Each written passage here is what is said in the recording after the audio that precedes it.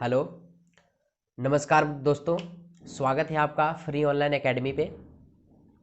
आज हम लेकर आए हैं बेसिक इंग्लिश ग्रामर का सेकेंड क्लास, जिसमें से हम जानेंगे कि अल्फ़ाबेट्स किसे कहते हैं, लेटर्स किसे कहते हैं और वर्ड किसे कहते हैं। हाँ, क्योंकि ये इतनी छोटी चीज़ें हैं जो हमें अच्छे से पता नहीं होती है। वो इसलिए क्योंकि ये छोटी चीज़ होने के कारण हमें अच्छे से पढ़ाया नहीं जाता है।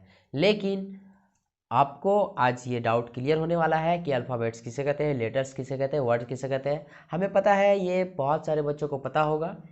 जिसको पता है अच्छी बात है, और जिसको पता नहीं है उसके लिए भी अच्छी बात है, क्योंकि आपको अभी पता होने वाला है। तो आइए सबसे पहले हम चलते हैं कि अल्फ़ाबेट्स किसे कहते हैं, और फिर हम देखेंगे लेटर किसे कहते हैं, फिर हम देखेंगे वर्ड किसे कहते हैं। तो आइए अल्फ़ाबेट्स किसे कहते हैं वो हम थोड़ा देखते हैं।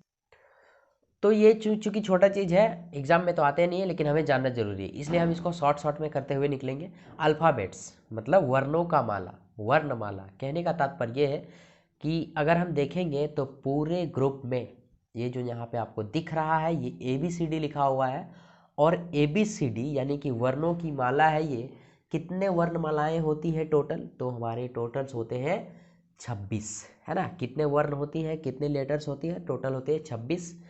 अगर हम 26 को एक साथ रख दें, एक समूह के अंतर्गत रख दें, तो उन्हें हम अल्फ़ाबेट्स कहते हैं। जैसे यहाँ पे A to Z है ना, A to Z तक के समूह को हम क्या बोलते हैं? अल्फ़ाबेट्स बोलते हैं।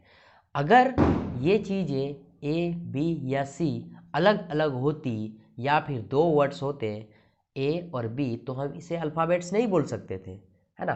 तो आप इसे ध्यान में रखें कि अल्फ़ाबेट्स हम तभी बोलेंगे जब ये एक पूरा समूह में हो। जैसे यहाँ पे देखो, ये पूरा एक समूह में है, तो ये पूरा अल्फ़ाबेट है। अब ऐसा नहीं है कि आपको यहाँ पे हम A लिख दें और ऐसा B और इधर D लिख दें, तो बताओ ये क्या हो जाएंगे? तो ये अल्फ़ाबेट्स नहीं कहलाएंगे, है ना। अगर आप अल्फ़ाबेट्स बोलते हैं कि ये अल्फ़ाबेट्स है, तो ये आपका आंसर गलत हो जाएगा। अल्फ़ाबेट्स हम उन्हीं को बोलते हैं जब ABCD का पूरा समूह एक साथ हो, पूरा समूह में रहे, तो हम उसे अल्फ़ाबेट्स बोलते हैं। आशा करते हैं अल्फ़ाबेट्स की कहानी आपको समझ में आया होगा। अब हम चलते हैं लेटर्स किसे कहते हैं। लेटर्स, तो आइए, वर्ण, लेटर यानी कि वर्ण। अब ये क्या होते हैं, तो मैं आपको बता दूं कि ABCD का पूरे समूह में से अगर कोई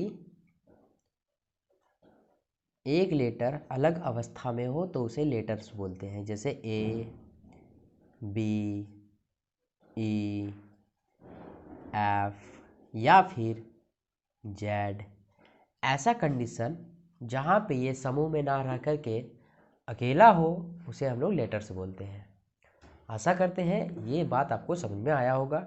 लेटर्स यानी कि वर्ण, और वर्ण हमेशा समूह में नहीं रहते हैं, ये अलग अलग होते हैं, और अलग अलग रहने की वजह से हम इन्हें लेटर्स बोलते हैं। जैसे लेटर्स क्या, A लेटर्स है, B लेटर्स है, C क्या है? लेटर्स है। D क्या है? लेटर्स है। E क्या है? लेटर्स है। J क्या है? लेटर्स है।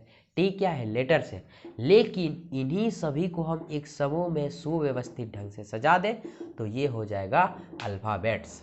और लेटर्स क्या हो जाएंगे? अलग अलग रहेगा, तो इन्हें वर्ण बोलते हैं, लेटर्स बोलते हैं।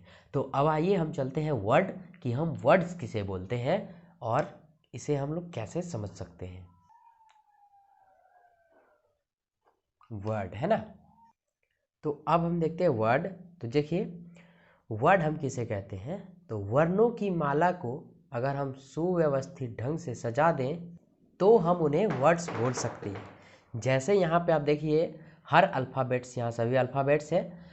लेटर्स को, अल्फ़ाबेट्स के लेटर्स को हम क्या किए हैं? सुव्यवस्थित ढंग से सजा दिए हैं, तो ये हमारे एक एक वर्ड्स बन जाते हैं। जैसे APPLE apple, LION lion, POST post. हाँ, ये बात अलग है। जैसे मैं आपको ये समझाने की कोशिश कर रहा हूँ कि मान लीजिए आप लिख देंगे PPLEA, है ना, तो ये कोई वर्ड नहीं बना, है ना। ऐसा कोई नाम नहीं बनता है, इसलिए ये वर्ड नहीं कहलाएंगे। हाँ, इसे सजा के लिखेंगे APPLE, तो ये कहलाएंगे एप्पल, तो ये हो जाएगा वर्ड।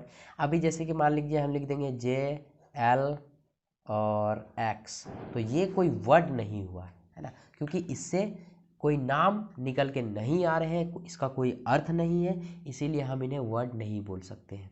वर्ड हम उन्हीं को बोलेंगे जिनको सुव्यवस्थित तरीके सजाने के बाद कोई हमारा अर्थ निकले, तब हम उन्हें वर्ड बोल सकते हैं, अन्यथा हम उन्हें वर्ड नहीं बोल सकते हैं। जैसे LION ये वर्ड है, लेकिन अगर हम इसको बिगाड़ के लिख दें NILO तो यहाँ पे आ जाएगा नाइलो, है ना।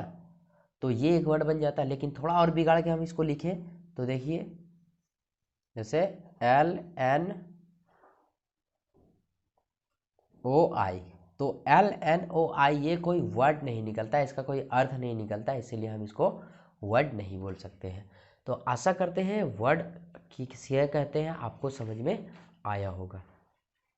तो आइए अब एक बार तीनों को हम देख लेते हैं। अल्फ़ाबेट किसे कहते हैं? A to Z के समूह को हम लोग अल्फ़ाबेट कहते हैं। वर्ण किसे कहते हैं? लेटर्स किसे कहते हैं? ABCFZ ऐसा कोई अक्षर हो, अकेला हो, तो उसे हम वर्ण बोलते हैं, लेटर्स बोलते हैं। वर्ड किसे कहते हैं? शब्दों के सुव्यवस्थित ढंग से सजाए गए वर्ड को हम लोग क्या बोलते हैं? शब्दों के सुव्यवस्थित ढंग से सजाए गए अर्थ को हम लोग क्या बोलते हैं? वर्ड बोलते हैं। एक अल्फ़ाबेट्स यहाँ सुव्यवस्थित तरीके से सजा के रखा गया है। आपको अभी पता चलेगा कि मैंने इसको ऐसा लिखा क्यों है, ये 4 लाइन लिखा क्यों है। तो यहाँ पे आप ये देखिए कि इधर की जो वर्णमालाएं हैं, है ना, जो अल्फ़ाबेट्स हैं वो हैं वोवेल्स। ये जो है, ये है क्या है? वोवेल्स है। तो इन्हें मैंने क्या किया है? इन्हें मैंने एक बॉर्डर के अंतर्गत घेर दिया है। तो जो अंतर्गत आपको दिख रहा है घेरे के अंदर AEIOU, ये है वोवेल्स। जी हाँ, ये हैं वोवेल्स। और बाकी जितने सारे बचे वो है कॉन्सोनेंट्स। तो मैं यहाँ लिख देता हूँ कि ये क्या है? वोवेल्स है। ये क्या है? वोवेल्स है। और बाकी जितने बचे कॉन्सोनेंट्स हैं। एक चीज़ यहाँ आप और ध्यान दीजिए। आप पढ़े होंगे तो अच्छी बात है, और नहीं पढ़े होंगे तो कोई बात नहीं। आप यहाँ पे देखिए कि यहाँ पे जो आपको एक्स और वाई दिख रहे हैं, इन्हें हम सेमी वोवेल्स कहते हैं। जी हाँ, सेमी वोवेल्स, जिन्हें हम हिंदी में अर्ध स्वर के नाम से जानते हैं। तो आप इन्हें भी याद रखें। इसका यूज़ मैं बताऊंगा कि इसका यूज़ कहाँ होता है। फिलहाल के लिए आप थोड़ा सा ये जान लीजिए डेमो, जब बच्चों को पढ़ाया जाता है या फिर ग्रामर का बेसिक पढ़ाया जाता था, हमें यही सिखाया जाता है कि ये वोवेल्स हैं, ये 5 वोवेल्स आपको याद ही करने हैं, AEIOU।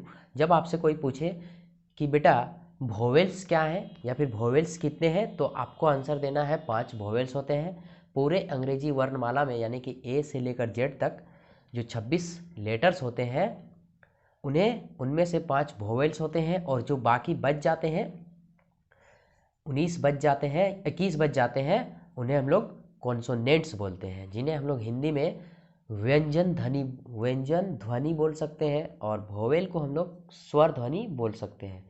जी हाँ, वोवेल यानी कि स्वर और कॉन्सोनेंट यानी कि व्यंजन। और जो यहाँ पे एक्स और वाई है, इन्हें हम लोग सेमी वोवेल के नाम से जानते हैं। तो आप इन्हें याद रखते हैं, इन्हें हम लोग सेमी वोवेल के नाम से जानते हैं। तो ये है सेमी वोवेल्स। अब हम चलते हैं कि इसको हम लोग पढ़ें क्यों, आखिर हम इन्हें क्यों पढ़ेंगे। तो आइए एक छोटा सा सेंटेंस लेकर के मैं आपको दिखाता हूँ कि हम इनको क्यों पढ़ेंगे। बाकी हम इसको आगे मॉडिफाई करके और अच्छे से बताएंगे, लेकिन आप थोड़ा सा डेमो क्लास के लिए आप देख लीजिए कि AEIU को हमको पढ़ना क्यों पड़ा और कॉन्सोनेंट को पढ़ना क्यों पड़ा। तो आइए सबसे पहले हम देखते हैं, और ये भी जान जाएंगे हम कि इस पूरे वर्णमाला को 2 भागों में डिवाइड क्यों किया गया। तो आइए सबसे पहले हम देखते हैं कुछ एग्जाम्पल लेते हुए कुछ सेंटेंस को, कि आखिर हम इसको पढ़ते क्यों हैं। तो यहाँ पे मैंने 2 ही एग्जाम्पल लिए हैं, आप दो एग्जाम्पल से ही आप पकड़ सकते हैं या जान सकते हैं। तो सबसे पहला एग्जाम्पल जो है वह एक बिल्ली है। तो यहाँ पर देखिए, इसका जब हम एक्स्ट्रा नॉलेज तो आपको थोड़ा सा होगा ही, बचपन में पढ़े होंगे आप, तो इसका जब हम ट्रांसलेट करेंगे तो वह एक बिल्ली है का हो जाएगा दिस, वह एक बिल्ली का हो जाएगा that is a cat. That is a cat, है ना। और अगर हम यहाँ पे वह एक बैल है का बनाएंगे तो इसका भी बन जाएगा दैट इज एन ऑक्स। अंतर क्या है दोनों में आप देख सकते हैं, यहाँ भी एक है यहाँ भी एक है, तो यहाँ इस एक के बदले आ आता है यानी ए, और यहाँ पे एन आता है। ऐसा क्यों? तो यहाँ मैं आपको बता दूं कि जिस किसी भी सेंटेंस में वर्ड के शुरुआती में अगर कोई वोवेल हो तो उनके पहले हम लोग ए एन का प्रयोग करते हैं, यानी कि एन का प्रयोग करते हैं। और जिस किसी सेंटेंसेस के वर्ड में कॉन्सोनेंट शुरुआती में हो, आरंभ में हो, तो उसके पहले हम लोग आ का प्रयोग करते हैं, ए का प्रयोग करते हैं। आप दोनों एग्जाम्पल देख सकते हैं। जैसे यहाँ पे जो वर्ड है वो कैट है, जो पर्सन है यहाँ पे कैट है, तो यहाँ पे सब्जेक्ट है कैट, पर्सन है कैट, यानी कि हम लोग जानेंगे सब्जेक्ट पर्सन सब कुछ। फिलहाल यहाँ ये समझिए, यहाँ पे जो मेन जिसके बारे में बात हो रहा है वो है सब्जेक्ट, और सब्जेक्ट के आगे क्या है, सबसे शुरुआती अक्षर इसका सी है। सी मेरा क्या है, कॉन्सोनेंट है, और जब भी ऐसा रहे तो उसके आगे हम लोग ए लगाते हैं। और यहाँ पे अगर देखेंगे तो ऑक्स है, यानी कि ये जो वर्ड है वो ओ से शुरू हो रहा है, और जो मेरा ओ है वो मेरा क्या है, वोवेल है, और वोवेल के पहले हम लोग क्या लगाएंगे, ए एन लगाएंगे। अब आशा करते हैं कि आपको ये बात समझ में आया होगा कि पूरे ABCD को, पूरे अल्फ़ाबेट्स को दो भागों में क्यों बांटा गया।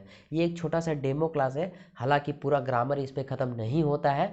अभी इसके बारे में हम जानेंगे आगे और डिटेल में कि ये एग्जाम्पल क्या हमारा हमेशा के लिए रहेगा, और ये जो डेफिनेशन अभी बताएं हमेशा के लिए रहेगा, या आगे चल के ये फेल होने वाला है। तो मैं आपको बता दूं आगे चल के ये फेल होने वाला है। फिलहाल के लिए आप इतना ध्यान में रखें।